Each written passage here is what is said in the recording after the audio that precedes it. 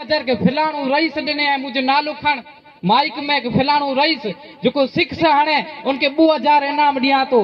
हेड़ो प्यारो मर्तबो अल्लाह तबारक व तआला इंसान मोमिन मुसलमान के अता के महबूब जे सदके में उनके नाले मथे दुरूद पढ़ो कोन था पर दुनिया जो सिख से हाणे तो उनके 2000 इनाम ॾियो था ने हथ ने पग मथे खणी ने वेरी गुड चओ था।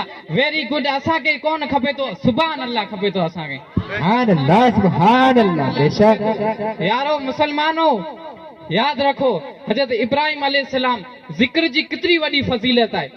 हजरत इब्राहिम अलैहिस्सलाम वटे अल्लाह तबारक व तआला एतरी दौलत अता के कि जो शुमार कोई कौन लगाए सके। दुनिया जो इंसान कोई शुमार कौन लगाए सके एतरी हजरत मूसा अलैहिस्सलाम वटे मिल्कत हुई।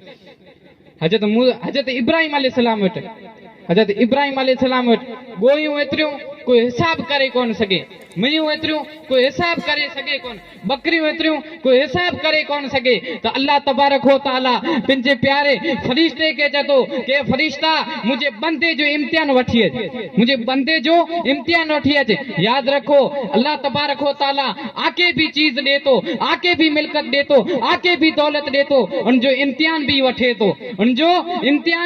तो। हजरत इब्राहिम अलैहिस्सलाम ते फरिश्तो अची हजरत इब्राहिम अलैहिस्सलाम धन बेरा के बनी में वेले होते चारन पिया। हिकिड़ो फरिश्तो अचे तो इंसानी शिकल में अची हिकिड़े दरख्त हेठ हिकिड़े झाड़ हेठ वेही करे ने चतो सुभान अल्लाह वल्हम्दुलिल्लाह वल्ला इलाहा इल्लल्लाह वल्लाहु अकबर।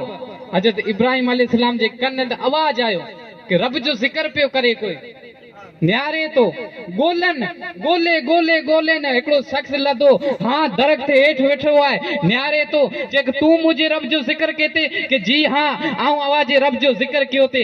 हजरत इब्राहिम अलैहिस्सलाम सोनो मुस्कुराए करे चेतो कि एक दफो पाऊं जिक्र करन, हिकिड़ो दफो पाऊं जिक्र कर चेक पहले जिक्र कयो से ई मुझी मर्जी से कयो से पर हाणे जिक्र कहंदो से पैसा लगदा जिक्र कहंदो से। हजरत इब्राहिम अलैहिस्सलाम चयो कि मूं वटि जेतिरियूं ॿई मियूं आहिनि तूं सभु खणी वञ मुंहिंजे रब जो जिक्र कर। हजरत इब्राहिम अलैहिस्सलाम वरी चेक तैयार जिक्र करन चेक उ जेको तूं मियूं ॾिने उ त खत्म थी वियो, उ त टैक्स लॻो खत्म थी वियो।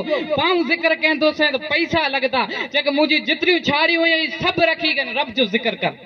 रब जो जिक्र कर सब पूरी मिल्कत रब जे जिक्र मथा कुर्बान करे छॾे, रब जे जिक्र मथा कुर्बान करे छॾे। पोइ जॾहिं कीअं कोन बचियो चेक रब जो जिक्र ॿुधा रब जो जिक्र कर चेक पैसा लगदा। हजरत इब्राहिम चयो हजरत इब्राहिम अलैहिस्सलाम सुहिणो चयो हाणे मूं वटि त कीअं कोन आहे पर ई कर हेतिरो धन तोखे ॾिनो आहे इन जो गुआर कोई खपदुन इनके चारे लाइ करे कोई खपदुन ई तूं मूंखे रखी जे रब जो जिक्र कर। अल्लाह जो नबी हजरत इब्राहिम अलैहिस्सलाम ऊ चेक मुके रखी छॾ रब जो जिक्र कर। अज पाके फ्री ऑफ बगैर पैसे रब जो जिक्र मिले तो पा करियो कोन था। याद रखो एड़ो जमानो अची वियो है मुसलमानों हर तरह से मुसलमान जो पतो कट करे में अचे तो। याद रखो संभली वञो या संभलिया कोन तो मिट्टी में मिली वेंदा मुसलमानों। याद रखो हर तरह से मुसलमान के खत्म करे जी चेतावनी अचे थी पर मुसलमान उते ज ऊंघ में पिया आहिनि, उते ज निंड में पिया आहिनि।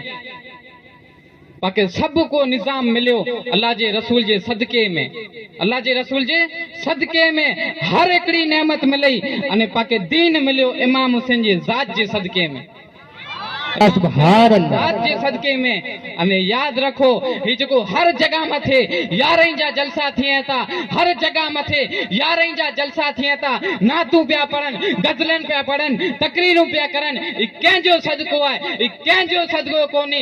ई सांगरे वारो शेर दिलायो